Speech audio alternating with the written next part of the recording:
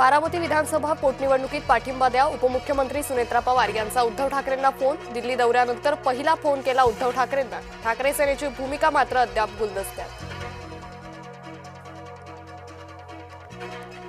भोंदू अशोक खरातवर आणखी एक गुन्हा दाखल. 60 लाखांची जागा 22 लाखात खरेदी केली. कांदा व्यापाऱ्याची फसवणूक केल्याचा आरोप. नाशिकच्या सरकारवाडा पोलीस ठाण्यात गुन्हा दाखल. नाशिक खंडणी प्रकरणी उद्योजकावरही गुन्हा दाखल. 100हून अधिक महिलांचं लैंगिक शोषण झाल्याची माहिती. संशयित आरोपी रवींद्र एरंडे पोलिसांच्या ताब्यात.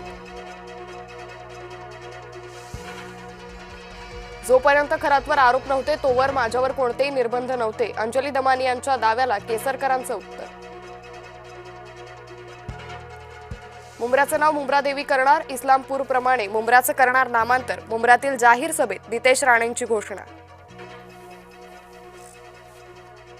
मनसेच्या जिल्हा प्रमुखांची यादी जाहीर. अमित ठाकरे, अविनाश अभ्यंकर, अमेय खोपकरांवर पुण्याची जबाबदारी. बाळा नांदगावकरांवर संभाजीनगर तर संदीप देशपांडेंवर रायगडचा भार.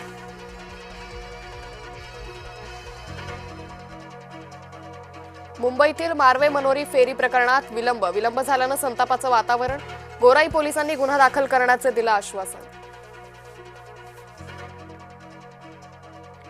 एका लग्न सोहळ्यात गुलाबराव पाटील राऊतांची भेट. पक्षाव्यतिरिक्तही काही संबंध असतात.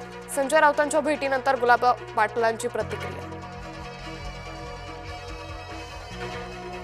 भाड्यातील अंजनगाव खेळोबा गावातील वाद मिटला. शिवरायांच्या पुतळ्याचं स्थलांतर करणार. ओबीसी नेते लक्ष्मण हाकेंनी केलं होतं ठिय्या आंदोलन.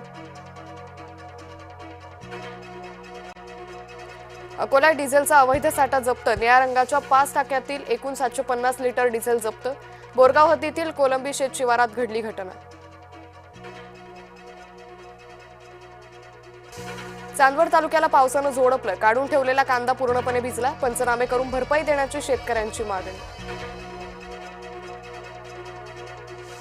अल्पवयीन मुलीवर ऍसिड हल्ला प्रकरण. 20 दिवस उलटूनही आरोपी सापडेना. पोलिसांकडून संशयित आरोपीचे स्केच जारी. आरोपीची माहिती देणाऱ्यास 2 लाखांचं बक्षीस जाहीर. नीरा नदीत लाखो माशांचा मृत्यू. रसायनयुक्त पाण्यामुळे लाखो माशांचा मृत्यू. सोमेश्वर कारखान्याने नीरा नदीत सोडलं रसायनयुक्त पाणी.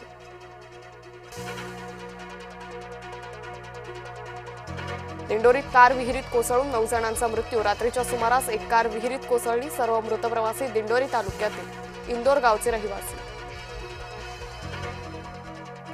नाशिक शहराचा पाणीपुरवठा आज उद्या राहणार बंद. जलवाहिन्यांच्या दुरुस्तीच्या कामामुळे निर्णय. काटकसरीनं पाण्याचा वापर करण्याचं पालिकेचं आवाहन.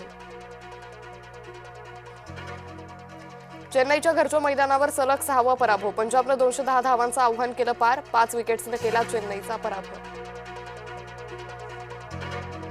आयपीएलमध्ये आज डबल हेडर. पहिल्या सामन्यात मुंबई दिल्ली तर दुसऱ्या सामन्यात गुजरात विरुद्ध राजस्थान भिडणार.